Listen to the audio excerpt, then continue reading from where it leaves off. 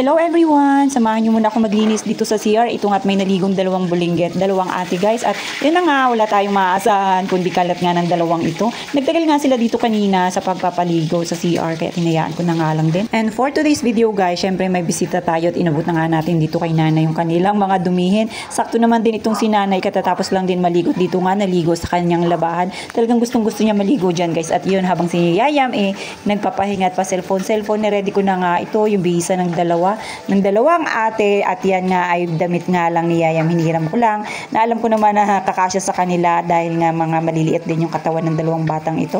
At ito nga guys, sabi ko nga stop na sa paliligo dahil sobrang tagal na nga nila doon sa loob ng CR.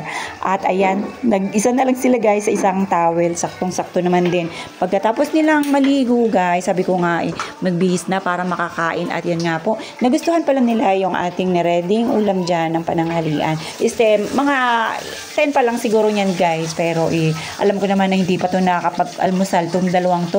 Alam nyo naman pagka mga bata, talaga naman kahit na hindi makapag-almusal yan, basta't makapaglaro, solve na yan. Talagang nakakalimutan nila minsan yung pagkain nga. Kaya kailangan, ayan, pinakain ko na nga pala sila. At ito, tapos na rin pala kami sa gawaing bahay. At si nanay guys, tingnan nyo. Parang ang inspector na palakad-lakad dito habang kumakain sila. At ito nga guys, tingnan nyo, tuwan-tuwa pa nga. At after nga pala niyan, meron pa palang naiwan si nanay na gagawin. Ito nga pala guys, nagsasampay na lang pala yan siya dyan. At pagkatapos niyan, papahinga na nga dahil medyo magtatanghali na rin. Pero nakakain na rin yan siya guys bago siya yan, kasi alam nyo naman pagka ganito, sabi niya nga kasi guys, every 10 o'clock daw siya kumakain. Malamang tapos na siyang kumain. At ito nga si Yayam guys, wala na rin gagawin. Tingnan nyo, naiinip na at gusto na namang bumaba dahil nga pagka may nakikitang tao yan dito sa babae, talagang bababayan siya. Tingnan nyo, ang taas ng araw guys. Sana naman makatuyo tayo ng ating mga sinampay. At itong si Yayam, tingnan nyo, nakaligtaan lang namin. At talagang bising-bisit kami sa taas. Ito nga na naman siya. At nauna pa dito sa baba at hawak-hawak na nga ito yung tingnan nyo guys, naglilinis-linis na.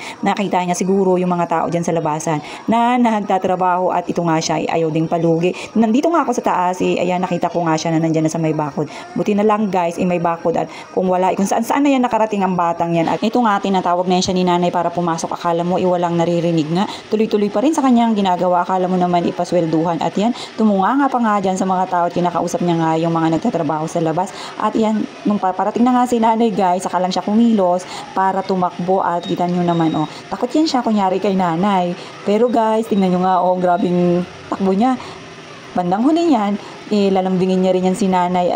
Alam talaga ng batang yan ang kilitin itong si nanay. Pagka alam niyang galit, hindi pa yan siya mag-i-smile guys. Tatakbo pa yan siya, susunod yan siya kay nanay. Pero pagka natitigan niya, tingnan nyo nga, nakipagpatintero pa nga kay nanay dito sa harap ng motor. Tingnan nyo, dahil nga pinapakit na nga yan siya, halos ayaw pa nga rin umakyat dahil siguro binabalak pa nga gawin. Pero no choice na talaga siya guys, nung binuhat na siya ni nanay, wala na rin niyang magawa niyan. Kahit na pauli-uli pa yan siya, ibubuhatin na nga yan ni nanay, papakyat. Dahil nga, oras na nga rin ng pahinga. At syempre, kakain din kami guys. At isa pa, kailangan na nga natin patulugin ang ating bulinggit dahil nagtatanghali na naman. So, paano ba yung kita-kits ulit?